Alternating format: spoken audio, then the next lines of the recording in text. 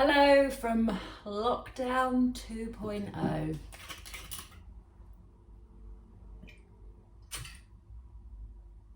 Welcome to Baking with Hayley. Joking! It's Christmas cake time. I know it's November. We need to get this done now. It needs to sit in a cupboard and get good and drunk before Christmas Day. So I'm sorry that I'm wearing a Christmas jumper in November, but it feels appropriate. I know we're in lockdown 2.0, and over the next few weeks I am going to get progressively more mental because I live alone. So I hope you're ready for that. We're all in this together. I'm going to keep baking and hope you are too. I'll be here every week with a new video. You might want to make it, you might not. That's up to you. And if you haven't seen, I've put an event on my Facebook page, Baking with Hayley, an evening of Christmas cake decorating, because we're baking the cakes now, but we're not going to be decorating them until right before Christmas. So why don't you make your cake with me now, and then you can join in and we will decorate them all together, and I think it could be really fun. There's a little bit of prep that happens with this cake.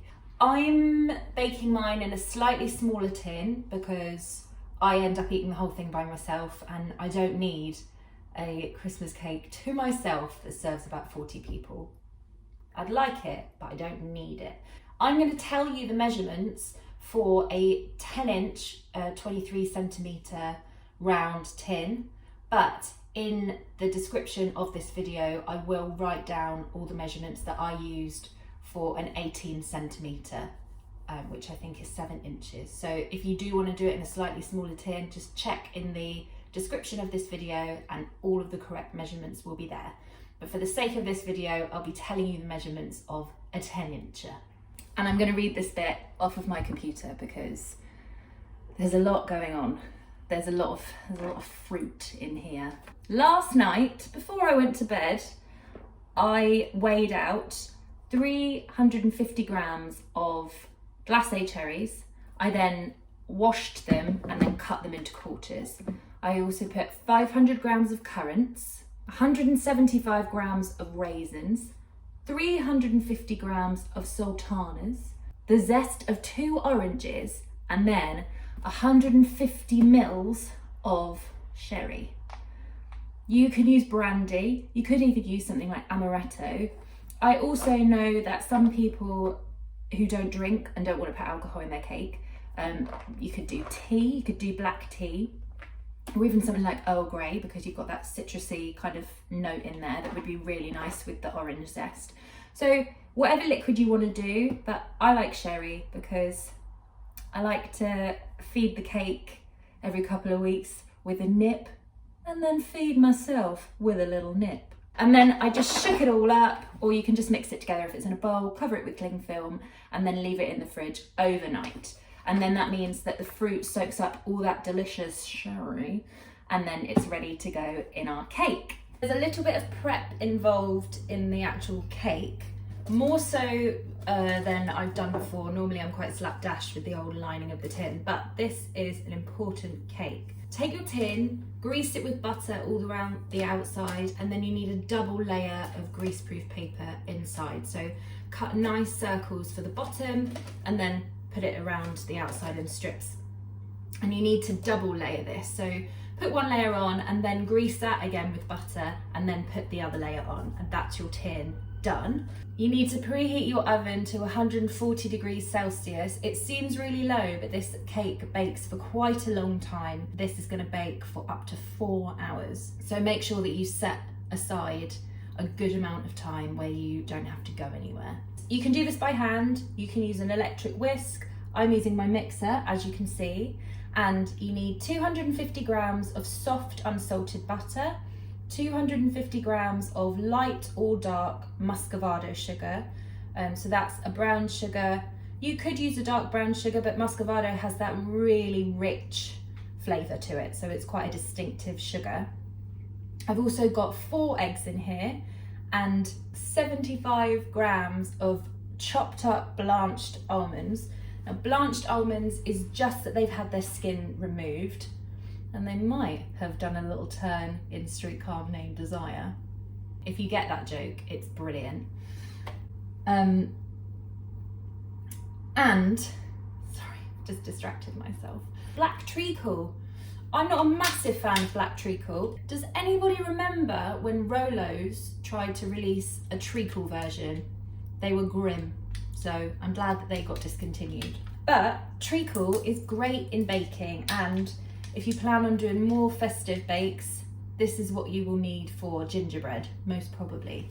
So we're gonna put in a tablespoon of black treacle. I'm not gonna eat the spoon with this because I don't really like treacle that much. It's just too much. I'm gonna add in my almonds. And then we're just gonna let that mix until it's blended together. Halfway through, give it a wipe down, or just make sure that you're getting everything mixed in.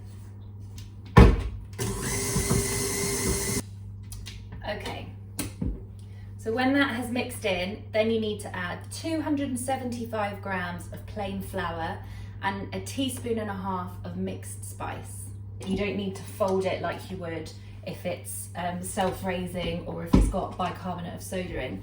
Because this cake is a fruit cake, it's quite dense, we don't really want to see a rise on it at all, so it's going to be quite a thick, delicious, fruity cake. And now the very important part, we're going to take our boozy fruits, or our very polite tea-soaked fruits, and smells so Christmassy. Yum! And we're gonna add that into the mix. There's a lot of fruit here, don't be shocked. And just make sure that that is mixed in properly. And then, that's pretty much done. We just need to leave it in the oven. Oh, yes. If you make this, your house is gonna smell incredible. So if you're using the quantities in the description of this, if you're using a smaller tin, then the cooking times will probably vary. So the recipe says for the big tin, you need to cook it for 4 to 4.5 hours.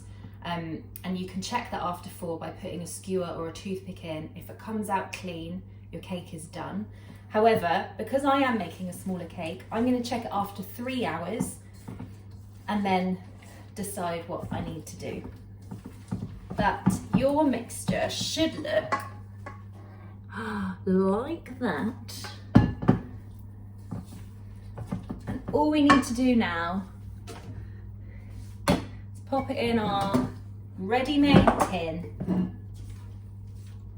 Smooth it down. Make sure that it's level because it's not going to rise particularly. So it needs to be quite a flat top. And then this is going to go into the oven for 4 to 4.5 hours until a skewer comes out clean. When it's in the oven, just give it a quick check after it's been in at the halfway point. So after 2 hours, check it. If it's a lovely golden colour on top, then just cover it over with a bit of foil and this stops it getting any darker. I completely forgot this part. This is a lovely tradition about Christmas cakes. You probably already know it. Everybody needs to mix the cake before it goes in the oven for good luck. So make sure you do that part because that is a beautiful part about making a Christmas cake. So I've just mixed it more. I'm gonna put this in the oven now. And yeah, we'll see what it's like. I will probably be in my pajamas when I do the next bit, so I hope you don't mind.